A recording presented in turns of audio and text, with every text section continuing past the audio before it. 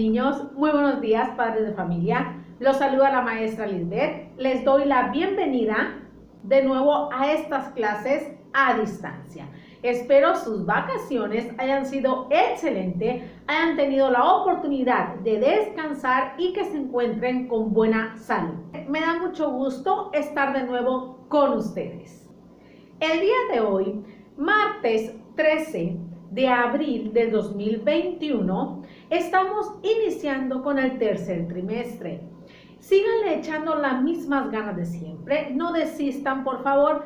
Este ya es el último trimestre que vamos a trabajar, como quien dice es el último estirón, así que esfuércense a lo máximo por favor. Pongan muchísima atención a todo lo que les estoy explicando para que puedan realizar sus actividades y aprender día a día diferentes conocimientos. En esta ocasión estaremos trabajando con 3 materias. En la primera será historia y necesitarás tu libro de historia. En la segunda será geografía y necesitarás tu libreta de geografía. Y en la tercera será formación cívica y ética y necesitarás tu libreta de formación cívica y ética. Deseo de todo corazón que mis explicaciones te sirvan para que realices de manera adecuada las actividades. Concéntrate y pon muchísima atención.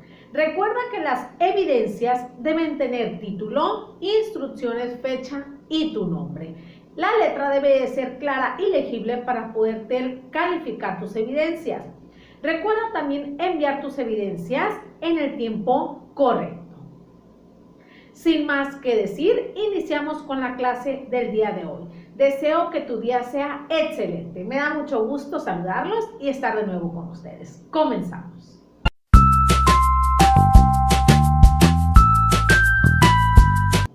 Vamos a iniciar con esta clase. En esta primera actividad estaremos trabajando con tu materia de historia y necesitarás tu libro de historia. Realizaremos un repaso del Porfiriato y la Revolución Mexicana. El objetivo de esta clase es que tú identifiques la diferencia del Porfiriato y la Revolución Mexicana, qué acontecimientos sucedieron, así como también quiénes participaron. Antes de iniciar con la clase, quisiera preguntarte, ¿recuerdas qué fue el Porfiriato? ¿Quién gobernó en esa época? ¿Por qué se le consideró una dictadura? ¿Qué fue la Revolución Mexicana? ¿Cuándo inició la Revolución Mexicana? ¿Quiénes participaron? Ok, hay que concentrarse porque vamos a iniciar con los comparativos del Porfiriato y la Revolución Mexicana. Primero, iniciaremos explicando qué fue el Porfiriato. Recuerda que el Porfiriato fue la época en que Porfirio Díaz gobernó nuestro país por más de 30 años. Exactamente, gobernó 33 años a nuestro país. Esta etapa del Porfiriato se caracterizó por la reelección. ¿Qué significa reelección? Esto es que él mismo se proclamó presidente por más de 5 veces seguidas. La reelección consiste en que él mismo ejerce el poder, lo vuelve a ejercer y lo vuelve a ejercer. ¿Sale?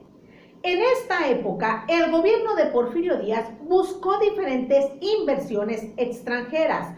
Esto mejoró diferentes actividades económicas en nuestro país, entre las cuales se encuentra la minería, los ferrocarriles, la explotación del petróleo, la electricidad, entre otras muchas más. Estas inversiones que llegaron a nuestro país mejoraron poco a poco la economía y el desarrollo de México. El Porfiriato también trajo a nuestro país diferentes transformaciones tecnológicas y culturales. Esto para que la vida de los campesinos o la vida cotidiana de las personas fuera más fácil o que esta vida cotidiana cambiara. Entre las transformaciones culturales y tecnológicas estuvo la introducción del teléfono, de la cámara fotográfica, del cinematógrafo, de la electricidad en diferentes ciudades y pueblos de nuestro país, la creación de vías ferroviarias, así como también se introdujo el automóvil sustituyendo a las carretas, caballos, etc. Esas fueron algunas transformaciones tecnológicas que cambiaron la vida cotidiana de las personas. Durante el Porfiriato, también México tuvo diferentes influencias de otros países en cuanto a la gastronomía, a la forma de vestir y a los deportes. ¿Qué significa esto? Que nosotros adoptamos de otros países diferentes culturas. Por ejemplo, la forma de vestir de los franceses, españoles, estadounidenses, etc. Incluimos también diferentes tipos de platillos de esos países y deportes que se practicaban en aquellos países. Los empezamos a practicar aquí en México.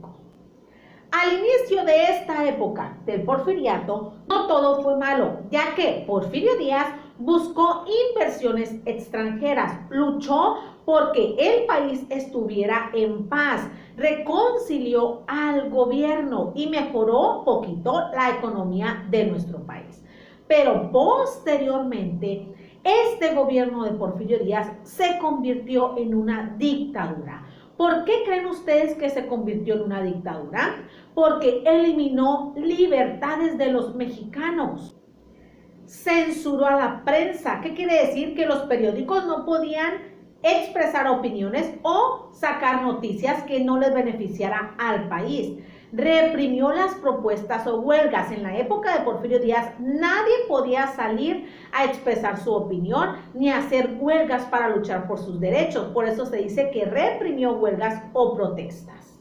Impidió también elecciones libres, así como también impuso su voluntad. Por eso se le consideró una dictadura. Ante esta dictadura de Porfirio Díaz, surgió la Revolución Mexicana el 20 de noviembre de 1910. Esta con el objetivo de quitar del poder a Porfirio Díaz o desconocer el gobierno de Porfirio Díaz y luchar por los derechos de los mexicanos, luchar por mejores condiciones de trabajo y mejores sueldos. Con ese objetivo surgió la Revolución Mexicana. La Revolución Mexicana fue un levantamiento que hizo el pueblo mexicano mediante las armas para luchar en contra del gobierno de Porfirio Díaz. Estas personas que participaron en la Revolución Mexicana exigían también elecciones libres y la no reelección. ¿Qué significa eso? Que solamente esa persona podía ser presidente una sola vez, no más. Los personajes más importantes que participaron en esta Revolución Mexicana fueron los caudillos Emiliano Zapata y Francisco Villa, aunque también hubo otros personajes que participaron en la Revolución Mexicana, como Francisco Madero, Venustiano Carranza, Pascual Orozco, etc. Pero los más importantes son considerados Emiliano Zapata y Francisco Villa, ya que fueron los que lucharon hasta el final por los derechos de los campesinos y ciudadanos mexicanos. Durante esta Revolución Mexicana, Francisco y Madero, hay que recordar que fue encarcelado por el gobierno de Porfirio Díaz. Ante esto, lanzó un plan revolucionario donde se desconocía al gobierno de Porfirio Díaz como presidente de la República y llamaba a los mexicanos a levantarse en armas y luchar por sus derechos y mejores condiciones de empleo. Ese fue el plan revolucionario propuesto por Francisco y Madero. En esta época de la Revolución Mexicana hubo una situación o acontecimiento muy importante. Esta fue una lucha que se dio por 10 días aproximadamente y en esa lucha de militares contra campesinos mexicanos hubo muchísimos muertos. Por eso se le conoció la decena trágica de la Revolución Mexicana, debido a que murió muchísima gente. En esta época de la Revolución Mexicana se promulgaron varios planes, los cuales beneficiaron a los campesinos y a los ciudadanos mexicanos. Entre estos planes estuvieron el Plan de Ayala, la Ley General Agraria, el Plan de Guadalupe, el Plan de San Luis, entre otros. Estos beneficiaron y lucharon por los derechos de los campesinos. Hay que recordar que además de estos planes, también se desarrollaron o implementaron diferentes artículos. ¿Cuáles fueron esos artículos que se desarrollaron de nuestra Constitución mexicana? Bueno, uno de ellos, de los cuales se implementaron, fue el artículo 3º. Este es el que decía que la educación en México iba a ser laica, gratuita y obligatoria para todos los mexicanos. Otro artículo fue el artículo 27. Este nos decía que las tierras, el subsuelo y el agua que se encontraba en nuestro país era de la nación, así como también los recursos naturales de nuestro país era de todos los mexicanos. Y finalmente también trabajamos el artículo 123. Este decía que las condiciones de empleo de los trabajadores deberían de ser adecuadas, que debían trabajar 8 horas al día y que el sueldo debía de ser adecuado y que también debían tener diferentes sindicatos y seguro social para el trabajador. Esos 3 artículos fueron los que trabajamos en este bloque. Hay que recordar que este levantamiento de la Revolución Mexicana sirvió para que se reestructurara la Constitución Política Mexicana y surgiera una nueva el 5 de febrero de 1917. ¿Sale, niños? Bueno, esos fueron los temas, el porfiriato y la Revolución Mexicana. Como ustedes se pueden dar cuenta, ambos hechos marcaron la historia de nuestro país. Ambos hechos son importantes ya que nos marcan como mexicanos. Ahora sí, nos vamos a la actividad. Pongan atención. Para realizar esta primera actividad, te ubicarás en tu libro de historia, página 109, colocarás la fecha, tu nombre y posteriormente iniciarás con la actividad. En el punto número 1 vas a leer cada una de las oraciones y vas a colocar en el paréntesis una P si la oración corresponde al porfiriato y una R si la oración se refiere a la Revolución Mexicana. En el punto número 2 vas a subrayar la opción correcta a la siguiente oración. Transformaciones tecnológicas que cambiaron la vida de la sociedad durante el porfiriato. En el punto número 3 vas a leer el fragmento revolucionario y vas a subrayar el nombre de la persona que elaboró ese plan, ya sea Álvaro Obregón, Francisco I. Madero o Venustiano Carranza. En el punto número 4 vas a subrayar los máximos representantes de los intereses de los campesinos durante la Revolución Mexicana. Y en el punto número 5 vas a subrayar los artículos que se establecieron en cuanto a los derechos relativos a la educación, a la propiedad de tierra, aguas y productos del subsuelo y a los trabajadores, ¿sale? Tómate el tiempo que tú requieras para que realices esta actividad. Una vez que la termines, nos pasaremos a la actividad número 2.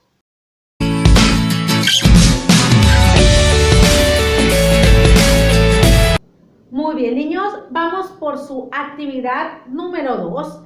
En esta ocasión vas a necesitar tu libreta de geografía. Estaremos trabajando con el tema actividades económicas terciarias.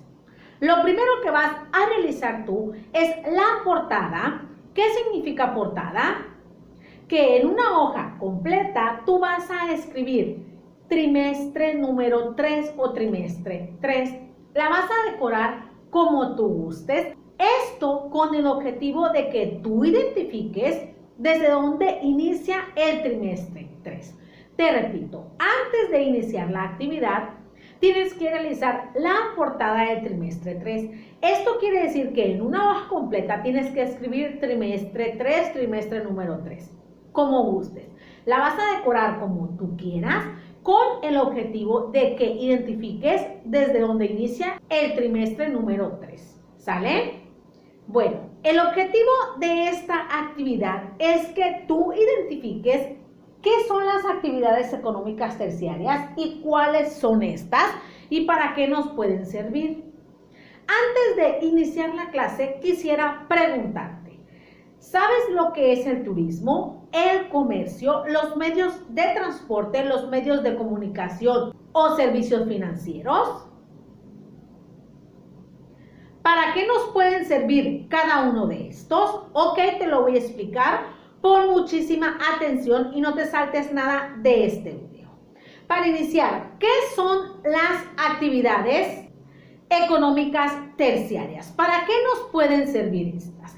Ok, las actividades económicas terciarias no nos van a generar productos. Al contrario, estas actividades económicas terciarias van a transportar y distribuir estos productos o estas mercancías.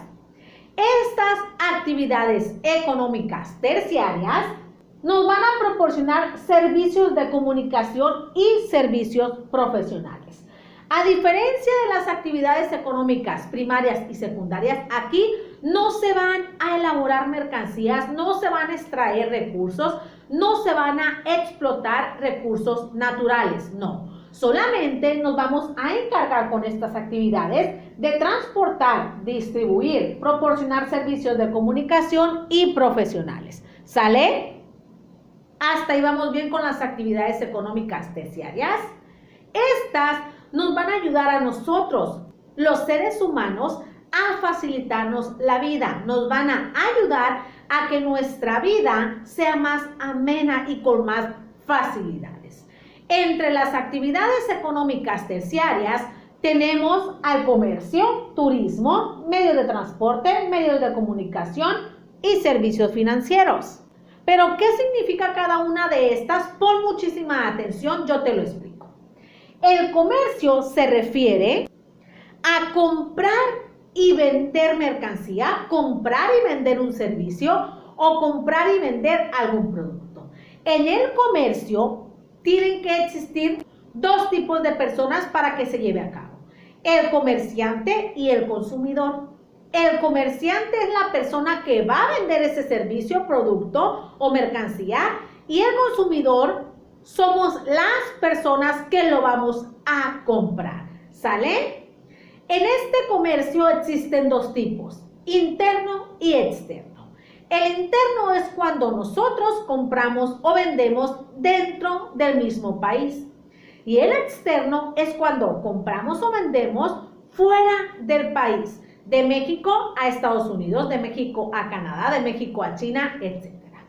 Esa es la diferencia entre comercio interno y externo. Hasta ahí vamos bien con el comercio. Ok. Posterior al comercio tenemos al turismo.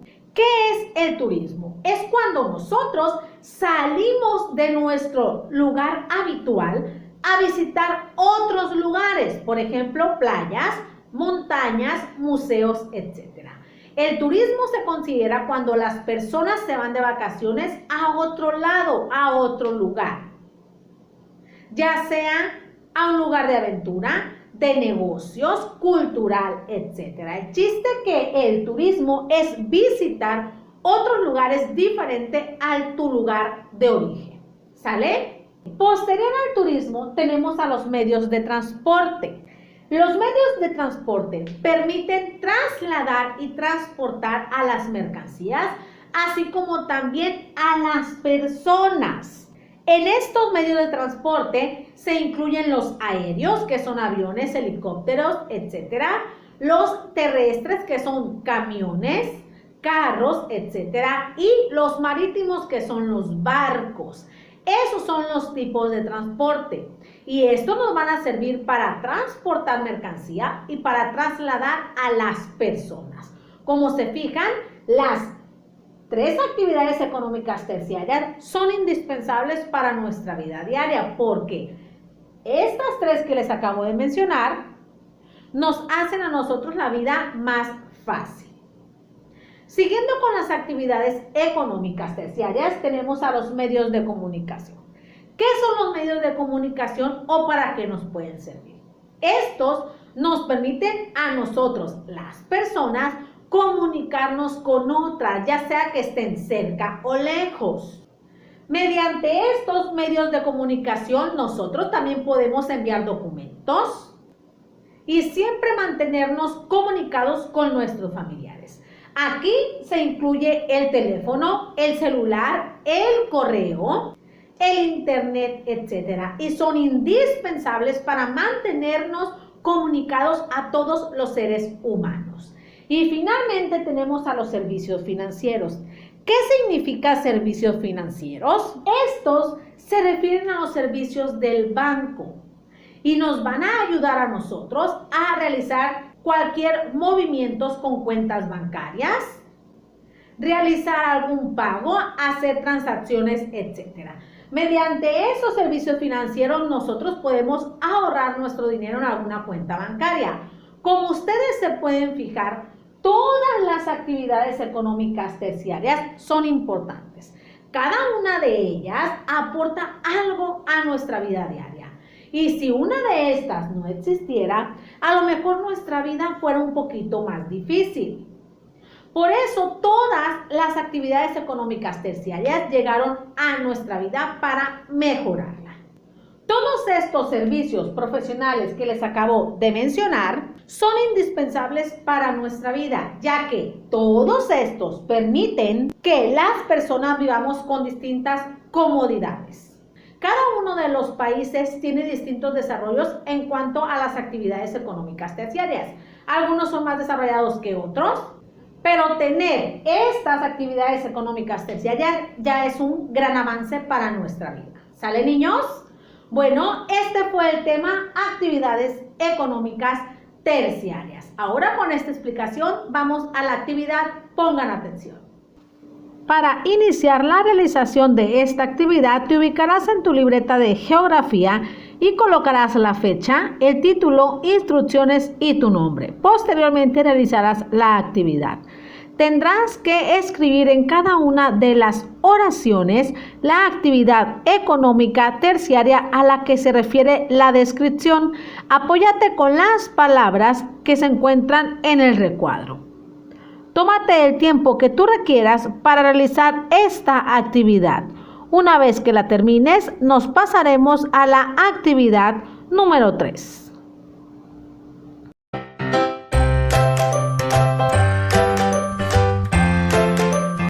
Excelente, niños, vamos por su actividad número 3 en tu materia de formación cívica y ética, y tú necesitarás tu libreta de formación cívica y ética. Antes de iniciar la clase, quisiera recordarte que como hoy iniciamos el trimestre 3, lo primero que vas a realizar en tu libreta es la portada donde anotes trimestre 3 o trimestre número 3 en una hoja completa. Tú la vas a decorar como tú gustes. Esto con el objetivo de que tú identifiques desde dónde inicia el trimestre número 3. ¿Sale? Antes de todo, realízala por favor. Después de que la hayas terminado, iniciaremos con la actividad final. En esta ocasión estaremos trabajando el tema Gobierno Democrático. El objetivo de esta clase es que tú identifiques qué es un gobierno democrático, así como la diferencia con los gobiernos considerados dictadura y monarquía absoluta. ¿Sale? Antes de iniciar quisiera preguntarte, ¿recuerdas qué es un gobierno democrático, qué es una dictadura o qué es la monarquía? Pon mucha atención, yo te lo voy a explicar. En el mundo pueden existir diferentes formas o tipos de gobierno. En esta ocasión te estaré explicando 3. La dictadura, monarquía absoluta y gobierno democrático, para que tú puedas ver las diferencias. Primero vamos a iniciar con la dictadura. ¿Qué es un gobierno considerado como dictadura? Este es cuando una sola persona ejerce el poder absoluto, sin importar lo que el pueblo decida, sin importarle los derechos de sus ciudadanos. Esta persona ejerce el poder ante cualquier situación, se realiza lo que el gobernante decida y elija. En la dictadura, el gobernante es el que va a colocar a los integrantes de su gobierno. Aquí no hay votaciones, no hay elecciones que hagan los ciudadanos. Se tiene que hacer la voluntad de un solo gobernante. Este se considera dictadura. En el mundo existen varios gobiernos dictadores, por ejemplo, Venezuela, por ejemplo, Cuba, entre otros. Ahí no se respetan las decisiones de los ciudadanos, ya que solamente se realiza lo que el gobernante decida. Después de la dictadura tenemos a la monarquía absoluta. ¿Qué significa monarquía absoluta? Esta es cuando se impone la autoridad de un rey y este trono se va heredando a sus familiares de generación en generación. En el mundo hay países que se rigen por la monarquía absoluta. Esto significa que existe un rey y el rey es el que va a disponer lo que se realice en ese país. Y cuando ese rey fallece, el trono se hereda a su hijo mayor y así sucesivamente. Por eso se le considera monarquía absoluta, porque la familia es la única que permanece en el poder. Hasta ahí vamos bien con esos dos tipos de gobierno. Finalmente puede existir el gobierno democrático, que es el que tenemos aquí en nuestro país, México. ¿Qué significa gobierno democrático o a qué se refiere? Cuando un país tiene o se ejerce el gobierno democrático, promueve la participación ciudadana. ¿Qué significa participación ciudadana? Que todos los ciudadanos van a participar para mejorar su comunidad. Por ejemplo, cuando todos votamos, esa es una participación ciudadana. Cuando todos nosotros nos organizamos en campañas para recolectar basura, eso es una participación ciudadana. Cuando todos los de la colonia nos juntamos para limpiar el parque, eso es participación ciudadana, ¿sale? En el gobierno democrático se respetan los derechos humanos de todas las personas. Cada uno tiene derechos, entonces en un gobierno o un país democrático se deben respetar. En un país donde se ejerce la democracia, las autoridades son elegidas mediante el voto. Los ciudadanos de ese país son los que eligen a sus gobernantes. Eso es un punto muy importante del gobierno democrático. Y estos gobernantes tienen la responsabilidad de ejercer su poder en base a las leyes. No pueden pasar por encima de las personas, tienen que respetar las leyes que hay en el país. Y si no, pueden ser juzgados. El gobierno democrático de nuestro país, México, se reparte en 3 poderes de la Unión. Se los voy a recordar. El legislativo, ejecutivo y judicial. ¿Quiénes incluyen cada uno de estos poderes? Ok, yo te lo digo. En el poder legislativo se incluyen a la Cámara de Diputados y a la Cámara de Senadores. Estos son los encargados de aceptar o rechazar las leyes que propone el presidente de la República. ¿Sale?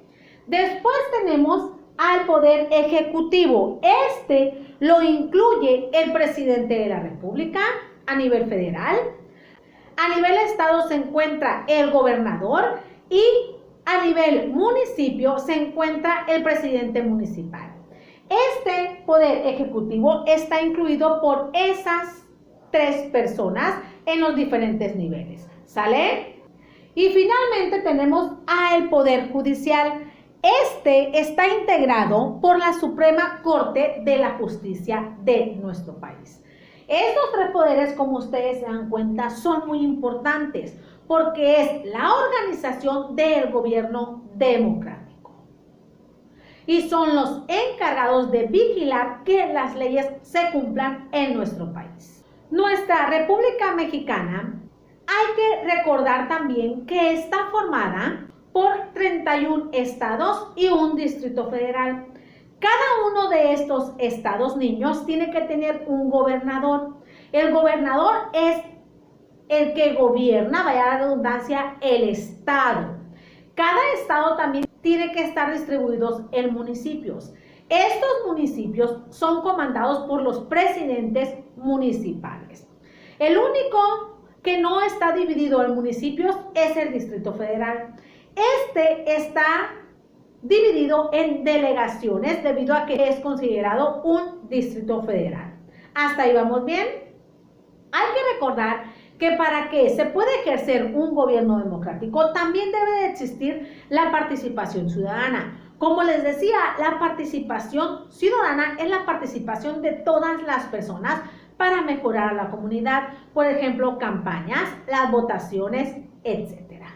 Como se pueden dar cuenta, niños, gracias a que nosotros en México tenemos un gobierno democrático, podemos tener una vida sana y vivir de manera armónica, ya que en los países donde existe la monarquía absoluta y la dictadura, pueden llegar a presentar problemas fuertes, por ejemplo, huelgas, golpes de estado, guerras, etc.